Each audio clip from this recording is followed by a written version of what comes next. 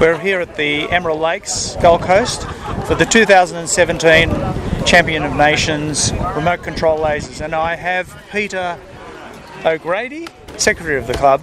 And Peter, how's the event been going? Oh, it's been fantastic. Everybody seems to enjoy themselves very, very much. All right. The visitors are all impressed with, and it's a real compliment to our club. The number of volunteers, the effort they've all put in, everything's run to clockwork, and it couldn't have been better.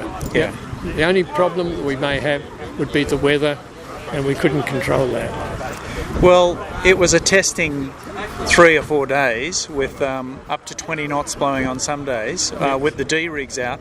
But I think that really is a test of people's sailing ability. That's what really shone through. And I think the results were consistent all the way through in terms of those top 10 boats. Consistent performances. Well, it was certainly consistent for the winner, for Scott Fleming. I mean, his worst race was an 8. That's right. And that's fantastic. Everybody else would have been out of the A fleet at some stage. Yep. But his worst race was an 8. Yep. And so he's just head and shoulders above the rest of us, and it's to be commended. Let's hope he goes over to the next Championship of Nations overseas. When is that? In 2 years' time. 2 years' time, okay. I think they're holding it in France. Yep. And, terrific. It would be good if he went over there and brought the trophy back to Australia. Certainly his rig and his the way he set his boat up was very good, but also the way he sailed. He was picking the lifts and knocks the whole way through the day. Yes. And he wasn't scared to go out on a limb and back his judgment, as we saw even today. Yes, that's right. You know, he didn't have to get the best start. He just He just sailed so well that it didn't matter much where he started.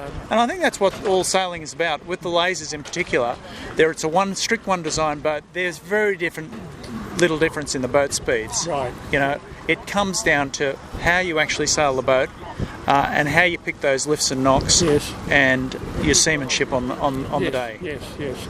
The D rigs, when everybody used those, nobody was used to using them. Yep. But some people handled them better than others. And so that was a learning curve for all of us. I was surprised the Europeans didn't do better in the heavy conditions because they were used to, particularly the Swedes were used to the C and D rigs, but they sailed in more bigger swells because they sailed in the fjords. Yes. The Germans and the Czech competitors, they were always sailing with A and B rigs, so this was a real contrast. And you could see the frustration sometimes because they hadn't been out there in these sorts of conditions. But at the end of the day, they were all happy, and they all came up with the same conclusion: very competitive in Australia. The conditions were varied. We've had from 5 knots up to 20 knots. And I think everyone came away with a very happy feeling. It was a very good series. I think people will all be going home with happy memories. That's right. And a lot of friends and companions for the future regattas, which we go to. So I think that, as I say, our members of our club are to be congratulated. They've done a fantastic job. And particularly those men out in the boat and the people we're seeing out at the moment pulling in all the bits and pieces. And putting the tents up and down every day. And down. So they all need to be congratulated. Well done, guys.